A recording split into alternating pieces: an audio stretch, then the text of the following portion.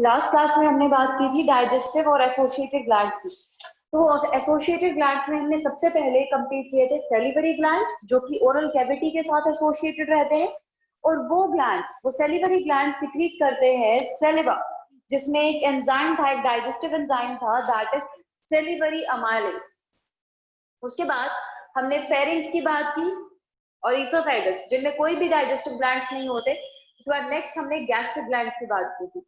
Gastric glands जो कि mucosal reason में, यानी कि गैस्ट्रिक वॉल के म्यूकोसा में प्रेजेंट रहते हैं। उसमें 3 तरह के सेल्स थे, including oxyntic cells, goblet cells और पेप्टिक सेल्स। इनकी सिक्रीशन डिफरेंट डिफरेंट थी, जिसमें से पेप्टिक सेल्स सिक्रीट कर रहे थे digestive enzymes, that is pepsinogen and prorenin. Further liver के बारे में बात की थी हमने। लीवर वो स्ट्रक्चर है जो कि बाइल जूस सिक्रीट कर रहा है। और हाँ, लीवर जो है वो लार्जेस्ट ग्लैंड है बॉडी का, and that liver secretes bile juice, which is made up of 2 main components, that is bile pigments and bile salts.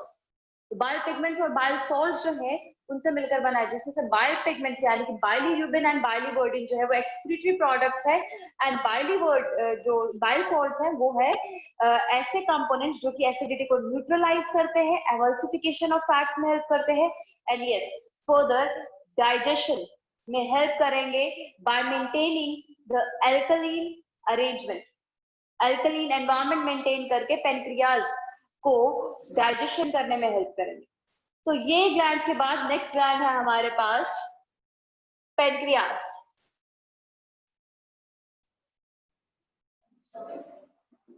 Pancreas, जैसे हमने बात की थी कि पेनक्रियाज जो है वो स्टमक के नीचे प्रेजेंट रहता है, it's a leaf like structure.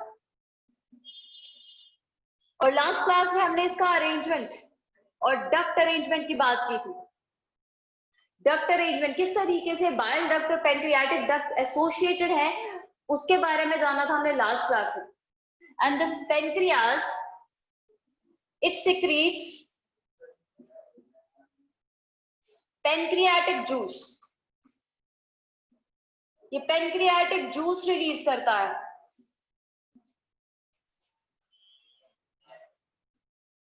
तो बच्चे पेनक्रियाटिक जूस रिलीज करता है, और ये पेनक्रियाटिक जूस जो है वो फर्दर डाइजेशन में रोल प्ले करेगा। और इस पेनक्रियाटिक जूस में बच्चे वो हर तरह के एंजाइम है जो कार्बोहाइड्रेट, फैट्स और प्रोटीन्स तीनों को डाइजेस्ट कर सकते हैं। क्योंकि प्रोटीन और कार्बोहाइड्रेट की हमने इनिशियल लेवल पे भी बात की थी, माउथ, बकल कैविटी और स्टमक में। लेकिन फैट की डाइजेशन हम इमल्सिफिकेशन के बाद बात करेंगे। और इमल्सिफिकेशन कहाँ हो गई? वो हो गई ड्यूडनम में with the help of bile salts. तो हम यहाँ पे पेनक्रियाटिक जूस फैट्स की डाइजेशन कर सकता है। ठीक है, तो पेनक्रियाटिक जूस। आगे एक एल्कलीन सिक्रीशन है, यानी कि बेसिक सिक्रीशन है, which helps in digestion of carbohydrates, proteins and fats.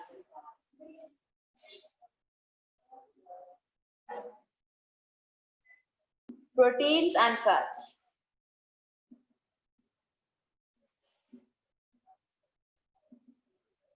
ठीक है, और पेनक्रियाटिक जूस की सिक्रीशन काम करती है एल्कलीन एनवायरनमेंट में, जो कि बाइल सॉल्ट्स भी मेंटेन करते हैं। ठीक है, and this pancreas opens into duodenum with the help of hepatopancreatic duct. Duodenum में ओपन हो रहा है, ड्यूडनम यानी कि स्मॉल इंटेस्टाइन का initial part, with the help of hepatopancreatic duct. hepato for liver, क्योंकि उसका स्ट्रक्चरल और फंक्शनल यूनिट हिपैटोसाइट्स है। Pancreatic duct. ठीक है, और ये पेनक्रियाटिक जूस में जितने भी एंजाइम्स हैं, डाइजेस्टिव एंजाइम्स है, वो किस तरीके से काम करते हैं, वो आगे हमें डाइजेशन प्रोसेस में जानना है। तो बच्चे पेनक्रियास के बाद for the last intestinal glands.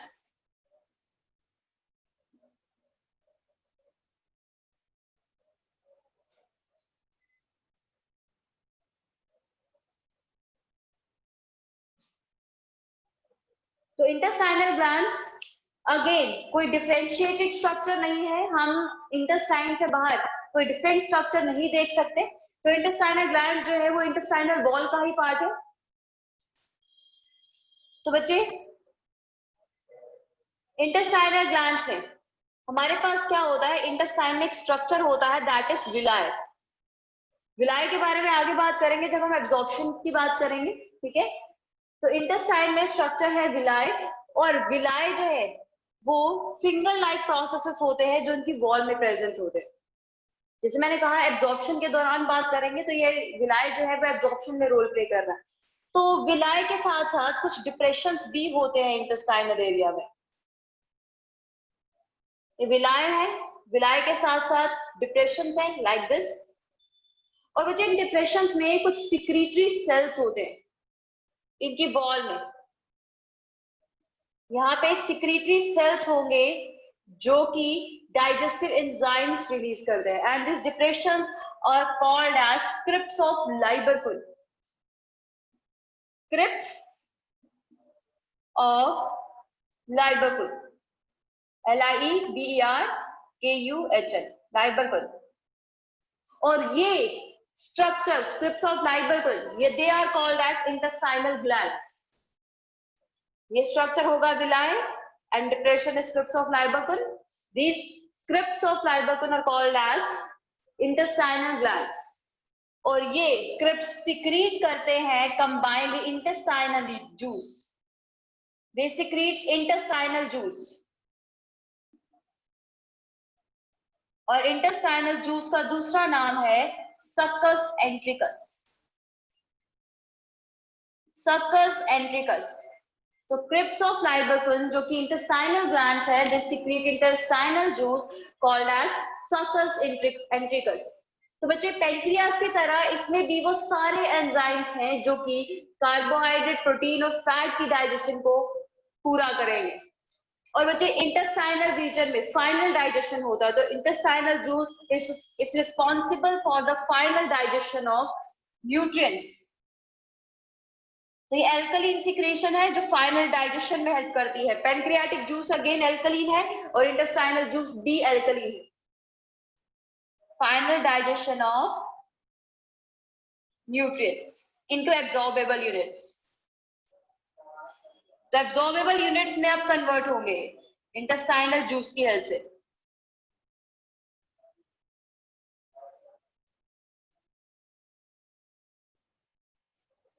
तो this is about the glands, ठीक है। और ये ग्लैंड्स किस तरीके से डाइजेशन करते हैं और फर्दर एब्जॉर्प्शन कैसे होता है, उस सब के बारे में बात करते हैं। अब नेक्स्ट टॉपिक स्टार्ट करते हैं। फिर नेक्स्ट टॉपिक जिसमें हम सारे स्टेप्स को डील करेंगे जो होलोजॉइड न्यूट्रिशन का पार्ट है। तो स्टेप्स इन्वॉल्व्ड इन होलोजॉइड न्यूट्रिशन, तो वो स्टेप्स के बारे में हम इनिशियली भी बात कर चुके हैं इन एमीबा एंड पैरामीशियम। होलोजॉइड न्यूट्रिशन में सबसे पहला स्टेप जो है बेटा वो रहता है इंजेक्शन। इंजेक्शन यानी कि इनटेक ऑफ फूड। तो सबसे पहले इंजेक्शन की बात करेंगे।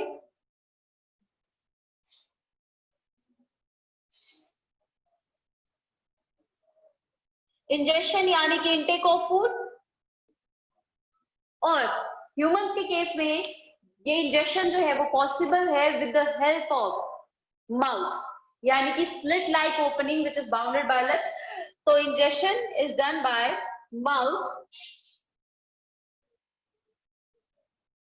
ठीक है। माउथ की हेल्प से हम फूड को इंटेक करते हैं और ओरल कैविटी में जाता है फूड, और उसके बाद उसे स्वेलो कर देते हैं into mouth, then it enters oral cavity,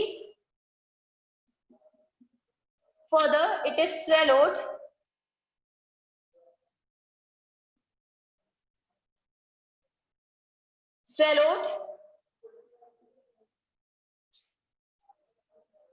ठीक है, swallowed through pharynx,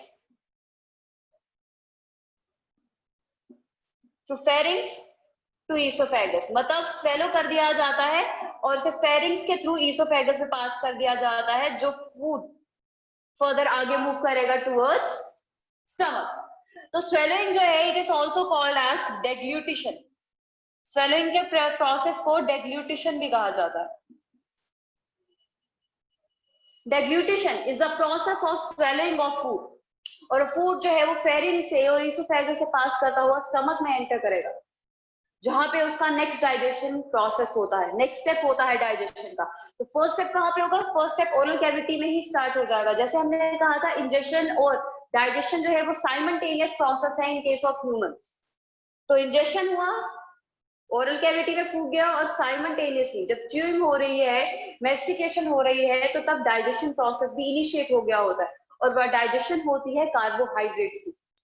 ठीक है, तो नेक्स्ट स्टेप की बात कर रहे हैं यहाँ पे अब डाइजेशन। क्योंकि डाइजेशन के बाद हमें एब्जॉर्बेबल यूनिट्स मिलने वाले हैं जो कि बॉडी के सेल्स एब्जॉर्ब कर पाएंगे, ब्लड एब्जॉर्ब कर पाएगा, फर्दर सेल्स एब्जॉर्ब कर पाएंगे और उसे एसिमिलेट कर पाएंगे। तो डाइजेशन जो है उसमें मल्टीपल साइट्स है, conversion of complex nutrients into absorbable units,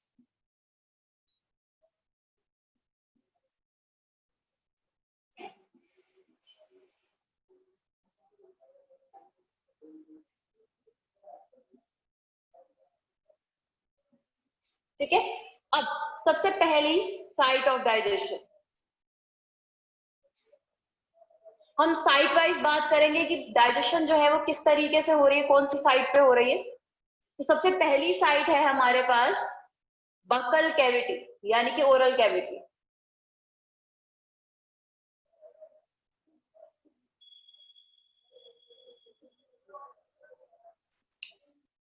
तो बकल कैविटी यानी कि ओरल कैविटी में सिक्रीशन होती है सैलिवा की। तो सैलिवा में है सैलिवरी अमाइलेज, और मैंने कहा था अमाइलेज वो सेट ऑफ एंजाइम्स है जो डाइजेस्ट करते हैं कार्बोहाइड्रेट्स को। तो यहाँ पे सैलिवा क्या कर रहा है? यहाँ पे सैलिवा जो है, तो बच्चे बकल कैविटी में सैलिवरी अमाइलेज है जो कि स्टार्च को यानी कि कॉम्प्लेक्स कार्बोहाइड्रेट को ब्रेकअप कर रहा है, तोड़ रहा है chemically into a disaccharide. Disaccharide का मीनिंग बताऊंगी। एक डाइसैकेराइड है जिसे माल्टोज कहते हैं, माल्टोज। बच्चे हमारी बॉडी में डिफरेंट टाइप ऑफ शुगर्स होते हैं, शुगर्स की कॉम्प्लेक्सिटी जो है वो बढ़ जाती है इन केस ऑफ पॉलीसैकेराइड्स। ठीक है, we have different type of sugars, monosaccharide जो कि सिंपल शुगर होते हैं जिनमें एक ही शुगर मॉलिक्यूल होता है, डाइसैकेराइड जिनमें दो शुगर मॉलिक्यूल्स होते हैं, ट्राइसैकेराइड तीन, और स्टार्च जो है वो पॉलीसैकेराइड है, ठीक है, जिसमें थाउजेंड्स ऑफ शुगर मॉलिक्यूल्स रहते हैं एक पर्टिकुलर स्टार्च कंपोनेंट में। तो हमने वो 1000 शुगर मॉलिक्यूल्स वाला कंपोनेंट और न्यूट्रिएंट लिया है, और उसे हमने ब्रेक किया एक ऐसे कंपोनेंट में, एक ऐसे कार्बोहाइड्रेट में जिससे सिर्फ 2 sugar molecules, thousands of sugar molecules into 2 sugar molecule component. ठीक है, तो हमने केमिकली ब्रेक किया एक ऐसे कंपोनेंट, ऐसे कार्बोहाइड्रेट को जिसमें बहुत सारा, बच्चे तो बेटा बकल कैविटी में डाइजेशन हुआ स्टार्च का, आपने रोटी खाई है, राइस लिया है, तो उसमें स्टार्च है जो कि केमिकली ब्रेक डाउन हुआ इनटू डाइसैकेराइड, एक ऐसा डाइसैकेराइड जिसे माल्टोज कहते हैं। हमारे पास मल्टीपल डाइसैकेराइड्स होते हैं, उसमें से बॉडी में ये माल्टोज बनेगा। ठीक है, अब जो सेलिवरी अमाइलेज और बाकी एंजाइम्स होते हैं हमारी बॉडी में, हर किसी की काम करने का टेम्परेचर और पीएच जो है फिक्स्ड होता है, क्योंकि जितने भी एंजाइम्स हैं वो सारे प्रोटीन्स हैं। तो प्रोटीन्स क्या होते हैं? प्रोटीन्स एक पर्टिकुलर टेम्परेचर या पीएच पे ही काम कर पाते हैं, उसके अलावा अगर हम उनको टेम्परेचर या पीएच को चेंज करेंगे तो इनके फंक्शन भी, इनका काम करने का टेंडेंसी भी चेंज होता जाता है। तो सेलिवरी अमाइलेज का काम करने का टेम्परेचर जो है वो ही body temperature, that is 37 degree Celsius, but pH की बात करें तो पीएच इज 6.8, 6.8 यानी कि नियर टू न्यूट्रल। 7 pH जो है वो न्यूट्रल पीएच है। तो 6.8 पीएच में के आसपास सेलिवरी अमाइलेस अपना फंक्शन करता है, और इसको फंक्शन करने के लिए सेलिवा में सेलिवरी अमाइलेस के साथ साथ बहुत सारे और कंपोनेंट्स और आयंस होते हैं जो एल्कलाइन सिक्रीशन और बैलेंस मेंटेन करने में हेल्प करेंगे, नियर टू न्यूट्रल पीएच को मेंटेन करने में हेल्प करेंगे। ठीक है, तो सेलिवरी अमाइलेस 6.8 पीएच में कन्वर्ट कर रहा है कॉम्प्लेक्स कार्बोहाइड्रेट को into simple carbohydrate. Simple carbohydrate, सब कंप्लीट डाइजेशन नहीं हुआ, माल्टोज बना है, सिर्फ हमें ग्लूकोज बनाना है। ठीक है, ग्लूकोज एब्जॉर्बेबल यूनिट रहेगा हमारी बॉडी का, लेकिन अभी बना है माल्टोज, तो उसकी फाइनल डाइजेशन होनी है अभी। ठीक है, तो बकल कैविटी में फर्स्ट डाइजेशन हुआ। अब बात करें प्रोटीन और फैट की, तो बकल कैविटी में डाइजेशन फैट का और प्रोटीन का नहीं होता, no digestion of protein and fat. और इसीलिए नहीं होता क्योंकि सेलिवा में कोई भी ऐसा एंजाइम नहीं है जो कि प्रोटीन या फैट को डाइजेस्ट कर सके। ठीक है, तो प्रोटीन और फैट को डाइजेस्ट करने का प्रोसेस जो है वो फर्दर इनिशिएट होगा इन स्टमक और इन ड्यूडेनम। बकल कैविटी के बाद अब नेक्स्ट साइट ऑफ डाइजेशन जो है वो है स्टमक, क्योंकि फूड जो है जब आप इंजेस्ट करोगे यानी कि स्वेलो करोगे, डेग्लूटिशन होगा, डेग्लूटिशन के बाद फूड जो है वो फेरिंग्स रीच करेगा, देन ईसोफेगस, जिसमें कोई भी डाइजेस्टिव एंजाइम की सिक्रीशन नहीं होगी। तो हमारे पास नेक्स्ट साइट रहेगी स्टमक, जहां पे फर्दर डाइजेशन होने वाला है। तो फेरिंग्स और ईसोफेगस में कोई भी डाइजेस्टिव एंजाइम नहीं है किसी भी कंपोनेंट्स को डाइजेस्ट करने के लिए। तो नेक्स्ट स्टमक, फाइन। तो स्टमक जो है उसमें हमारे पास ऑक्सिंटिक सेल्स है जो कि HCl सिक्रीट कर रहे थे, जिसे पेराइटल सेल भी कहा जाता है। सेकंड गॉबलेट सेल जिसे म्यूकस सेल कहते हैं, वो सिक्रीट कर रहा म्यूकस ताकि HCl के हार्मफुल इफेक्ट से बचाया जा सके। तो थर्ड टाइप ऑफ सेल यानी कि पेप्टिक सेल सिक्रीट करते हैं डाइजेस्टिव एंजाइम्स। तो in stomach it's peptic cells which releases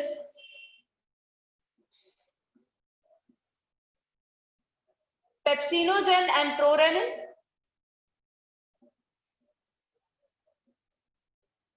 pepsinogen and prorenin, जिसके बारे में मैं इनिशियली भी बात कर चुकी हूँ, ये इनएक्टिव एंजाइम्स है, ये इनएक्टिव स्टेट में है फिलहाल, और ये एंजाइम को पहले एक्टिवेट करना जरूरी है, जो एक्टिवेट करेगा HCl। तो पेप्सिनोजन बनता है पेप्सिन,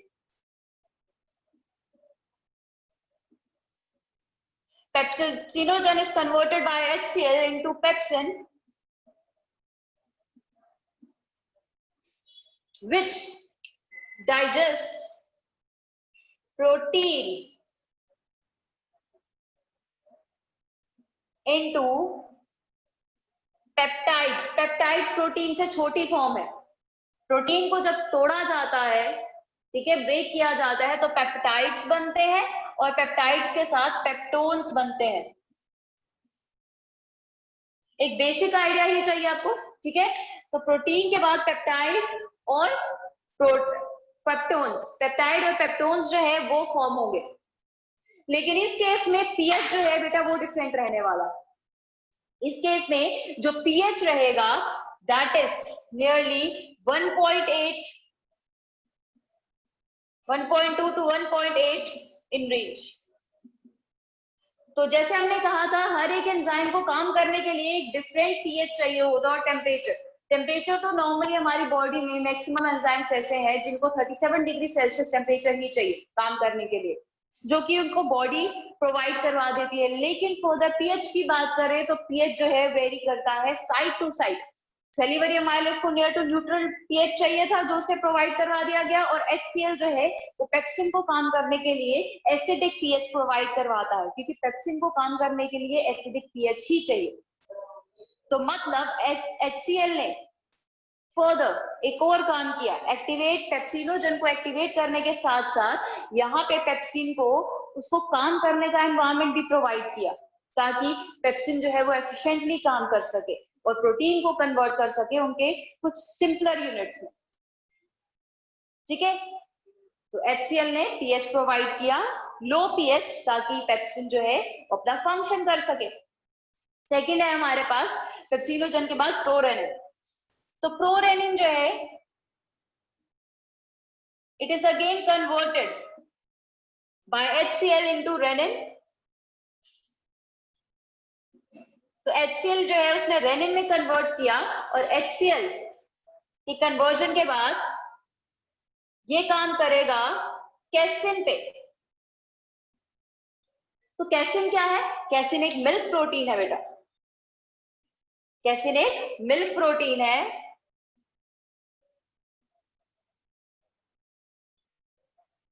ये इसको कन्वर्ट करेगा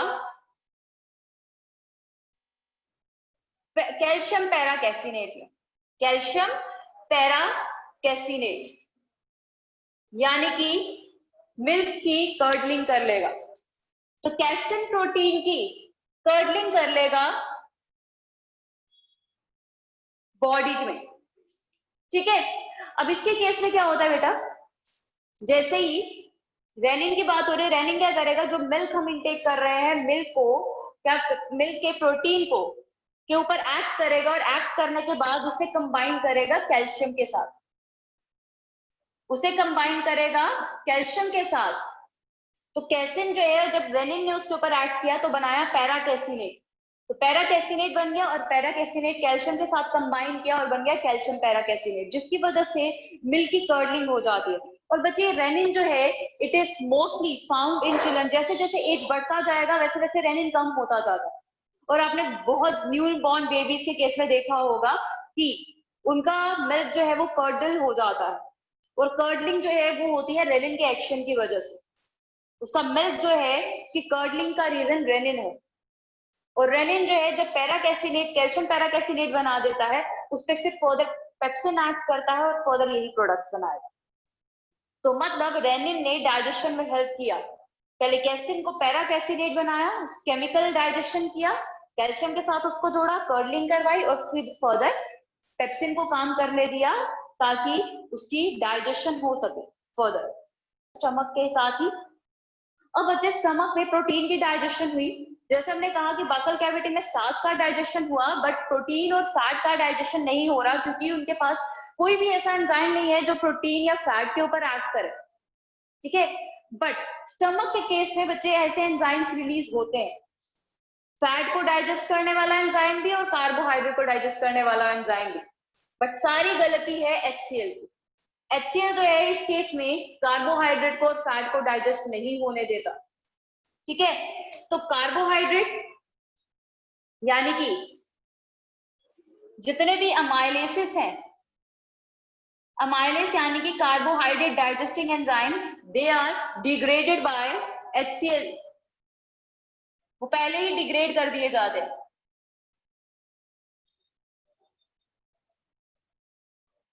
बट बात करें लाइपेसिस की, लाइपेसिस यानी कि lipid digesting enzyme, fat digesting enzyme, तो बच्चे लाइपेसिस जो है उनके केस में क्या होगा, बच्चे पहले तो HCl है, लाइपेसिस की एक्टिविटी को HCl खुद ही डिग्रेड कर देगा, काफी कम कर देता है।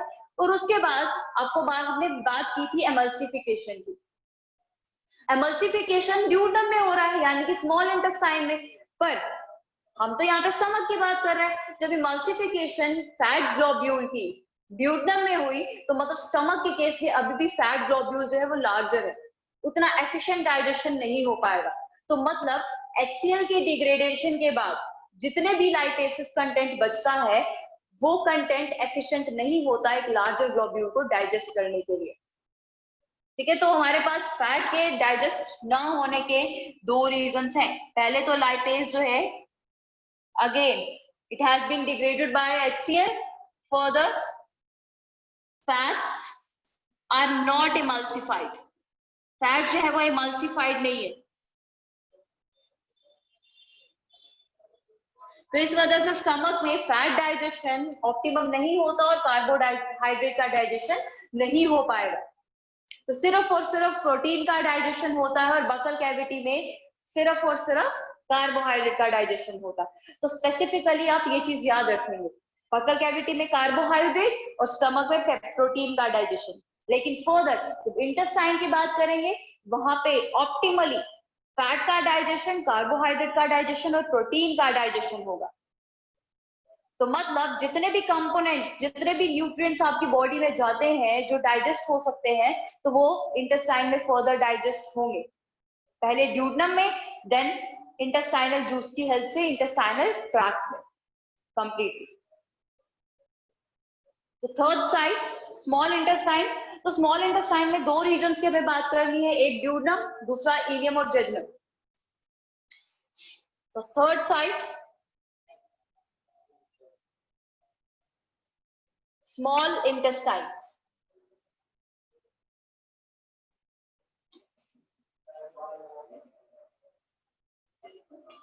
तो स्मॉल इंटेस्टाइन में सबसे पहला जो सिक्रीशन, पहला रीजन जो है जहां पे डाइजेस्टिव एक्शन होता है, दैट इज ड्यूडेनम। और ड्यूडेनम रिसीव करता है दो पर्टिकुलर ग्लैंड्स की secretion, that is liver and pancreas.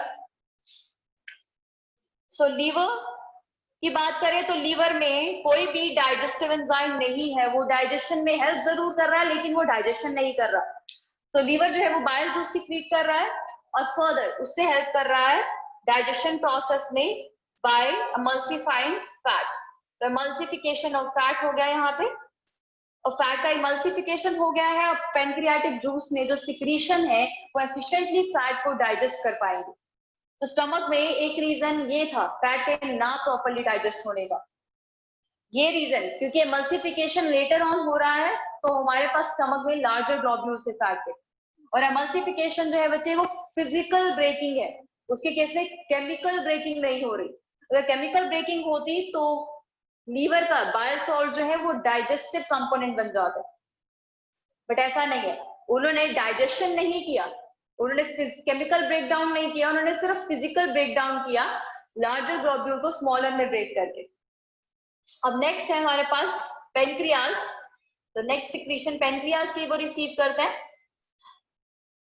तो पेनक्रियाज उसने क्या सिक्रीट किया था, पेनक्रियाज ने सिक्रीट किया था pancreatic juice, secretes pancreatic juice. और पेनक्रियाटिक जूस में हमारे पास अमाइलेसिस भी होते हैं यानी कि कार्बोहाइड्रेट डाइजेस्टिंग एंजाइम, लाइपेसिस भी होते हैं यानी कि फैट डाइजेस्टिंग एंजाइम, तीसरा हमारे पास प्रोटीएसेस भी होते हैं यानी कि प्रोटीन डाइजेस्टिंग एंजाइम। ठीक है, तो पेनक्रियाटिक जूस में सबसे पहले हम बात करेंगे पेनक्रियाटिक अमाइलेस। सबसे पहला यहाँ पे मेंशन कर देती हूँ, पेनक्रियाटिक अमाइलेस। अमाइलेस है तो डेफिनेटली कार्बोहाइड्रेट को डाइजेस्ट करेगा। तो पेनक्रियाटिक अमाइलेस जो है वो कार्बोहाइड्रेट को डाइजेस्ट करता है, यानी कि जो रिमेनिंग स्टार्च जो बक्कल कैविटी में डाइजेस्ट नहीं हो पाया उस स्टार्च को ये कन्वर्ट करेगा further into maltose. Product same है और जो कंपोनेंट जो न्यूट्रिएंट ब्रेक हुआ वो भी सेम है, लेकिन पीएच जो है जिसपे काम हो रहा है वो डिफरेंट रहेगा। यहाँ पे पीएच जो है वो नियर टू न्यूट्रल नहीं है, इट इज कंप्लीटली बेसिक 8.3। ठीक है, 8.3 टू 8.6 के आसपास रहता है पीएच। और इस पर्टिकुलर पीएच में डाइजेशन होता है स्टार्च का by pancreatic amylase. Salivary amylase 6.8 में डाइजेस्ट कर रहा था, ये 8.3 पीएच में डाइजेस्ट कर रहा है। तो मतलब हमारे पास जितने भी एंजाइम है वो काम चाहे सेम करे लेकिन उनको पीएच डिफरेंट चाहिए हो सकता है। ठीक है, डिफरेंट पीएच रिक्वायर्ड हो सकता है, तो इसीलिए कंफ्यूज नहीं होना इस केस में। अब है नेक्स्ट पेनक्रियाटिक लाइपेस।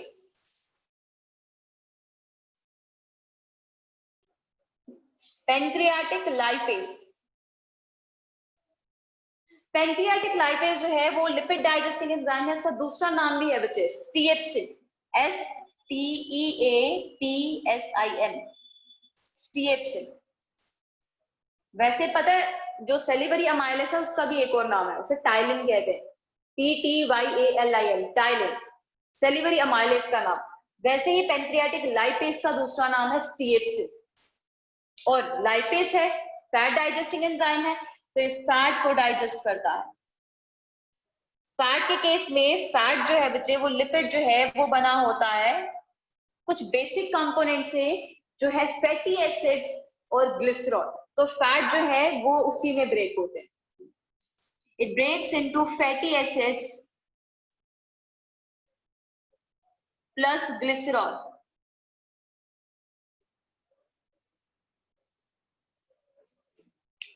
ठीक है, तो बच्चे स्टार्च के केस में माल्टोज बना, फैट्स के केस में फैटी एसिड प्लस ग्लिसरॉल बना। ठीक है, अब बात करेंगे थर्ड पैंक्रियाटिक प्रोटीएसिस की। बच्चे इसके केस में हमारे पास प्रोटीन डाइजेस्टिंग एंजाइम्स बहुत ज्यादा है। Trypsinogen, chymotrypsinogen, procarboxypeptidases. ठीक है, हम जनरली 3 नाम लिखेंगे और उसके बाद फाइनल डाइजेशन कंप्लीट करवा देंगे। ठीक है, बहुत ज्यादा डिटेलिंग नहीं करना। तो बच्चे प्रोटीन डाइजेस्टिंग एंजाइम में वी हैव ट्रिप्सिनोजन,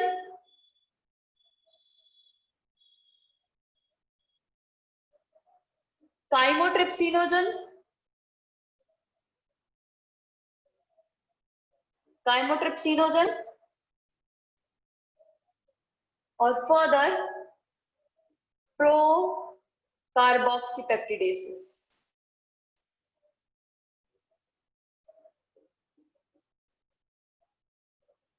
ये 3 एंजाइम्स हैं जो कि प्रोटीन को डाइजेस्ट करने वाले हैं पैंक्रियाटिक जूस में।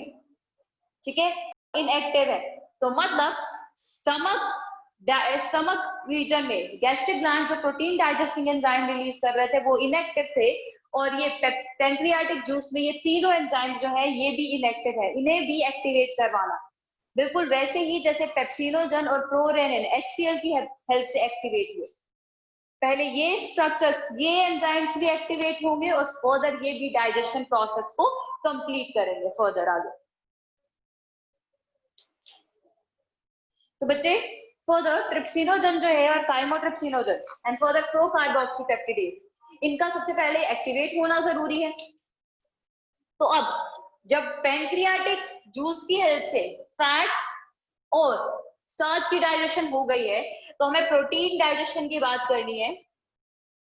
तो हमारे पास सबसे पहले रहेगा ट्रिप्सिनोजन, सबसे पहले ट्रिप्सिन।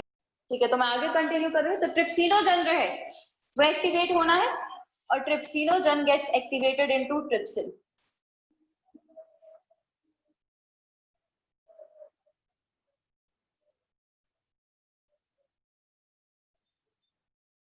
वो ट्रिप्सिन में कन्वर्ट होगा, जैसे पेप्सिनोजन पेप्सिन में कन्वर्ट हुआ था, ट्रिप्सिनोजन ट्रिप्सिन में कन्वर्ट होगा।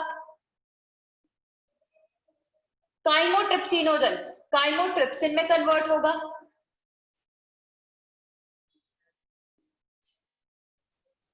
काइमोट्रिप्सिन।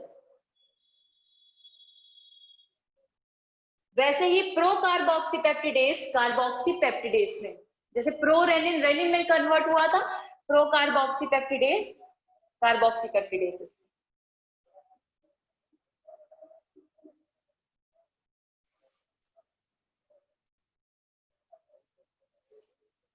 तो ये बन गए हमारे पास 3 एंजाइम्स जो एक्टिव हैं। तो बच्चे अब इनको एक्टिवेट किसने किया? HCl ने तो प्रोरेनिन और पेप्सिनोजन पे काम कर लिया था। इनके केस में बच्चे एक डिफरेंट सा कंपोनेंट है, एक डिफरेंट सा हार्मोन है जो डाइजेस्टिव रीजन में प्रेजेंट रहता है, डाइजेस्टिव ट्रैक्ट में प्रेजेंट रहता है, दैट इज एंटीरोकाइनेस। एंटीरोकाइनेस जिसने ट्रिप्सिनोजन पे काम किया और ट्रिप्सिन बना दिया। और ट्रिप्सिन जब एक्टिवेट हुआ उसने काइमोट्रिप्सिनोजन को एक्टिवेट किया और प्रोकार्बोक्सीपेप्टिडेस को भी एक्टिवेट किया। तो मतलब ट्रिप्सिनोजन को एक्टिवेट करवाने के लिए हमें एंटीरोकाइनेस चाहिए, बाकी काइमोट्रिप्सिनोजन और प्रोकार्बोक्सीपेप्टिडेस को एक्टिवेट करवाने के लिए ट्रिप्सिन जो है वो खुद काम करता है। यानी कि अपनी एफिशिएंसी को, यानी कि प्रोटीन डाइजेशन को बढ़ाने के लिए ट्रिप्सिनोजन ने काइमोट्रिप्सिनोजन और प्रोकार्बोक्सीपेप्टिडेस को एक्टिवेट किया इनटू काइमोट्रिप्सिन एंड कार्बोक्सीपेप्टिडेस। ठीक है, तो बच्चे हमारे पास 3 पर्टिकुलर एंजाइम्स बन गए, ट्रिप्सिन, काइमोट्रिप्सिन एंड कार्बोक्सीपेप्टिडेस। तो मैं एक कंबाइंड एनालिसिस दूंगी इसमें। हमारे पास ये एंजाइम क्या करते हैं, ये डाइजेस्ट करते हैं प्रोटीन को इनटू फर्दर कंपोनेंट्स। स्टमक के केस में आपने क्या बात की थी, प्रोटीन डाइजेस्ट हो रहा था पेप्टाइड्स में, सेम पेप्टाइड्स बनेंगे, प्लस प्रोटियोसिस में, प्लस पेप्टोन्स में। यहाँ पे एक नाम और है, ठीक है। तो पेप्टाइड्स, प्रोटियोसिस और पेप्टोन्स बन गए, और ये बहुत छोटे छोटे प्रोडक्ट्स हैं जो कि फाइनल इंटेस्टाइनल सिक्रीशन की हेल्प से डाइजेस्ट होंगे। तो कंबाइंड इनका एक्शन लिखेंगे, डिफरेंटली मेंशन करने की जरूरत नहीं है, ठीक है। तो मतलब तीनों चीजों की डाइजेशन हो रही है। स्टार्च के केस में आपको याद रखने की जरूरत नहीं है, बिल्कुल सेम तरीके से डाइजेशन होगा, बस पीएच डिफरेंट होगा, जैसे कि सेलिवरी अमाइलेज ने किया। पेंक्रियाटिक लाइपेज में फैट जो है वो फैटी एसिड प्लस ग्लिसरॉल में कन्वर्ट हो गया, जो उसका एब्जॉर्बेबल यूनिट भी है, यही एब्जॉर्ब होता है फैटी एसिड और ग्लिसरॉल, और यही इंटेस्टाइनल जूस भी बनाएगा, जो कि बहुत कॉमन सा है, ठीक है। बस दिक्कत होगी प्रोटीन डाइजेशन को लर्न करने में, जो कि स्टमक के केस में भी कॉम्प्लेक्स है और इसके केस में भी कॉम्प्लेक्स है, ठीक है। तो इसको एक बार याद कर लेंगे अच्छे से, और कोई भी डाउट होगा यहाँ तक मुझे बताएंगे, फिर मैं नेक्स्ट क्लास में स्टार्ट करूंगी इंटेस्टाइनल सिक्रीशन के बारे में, वो फर्दर किस तरीके से फाइनल प्रोडक्ट्स बनाता है और वो फाइनल प्रोडक्ट्स फर्दर कैसे एब्जॉर्ब होते हैं। लेकिन वो हम तब शुरू करेंगे जब हम ये सारा प्रोसेस बकल कैविटी से लेकर ड्यूडम तक का जितना भी प्रोसेस हुआ है वो दोबारा रिकॉल करेंगे, ठीक है। तब तक इसे अच्छे से रिवाइज करो, अच्छे से गो थ्रू करो और मुझे नोट्स बना के दो।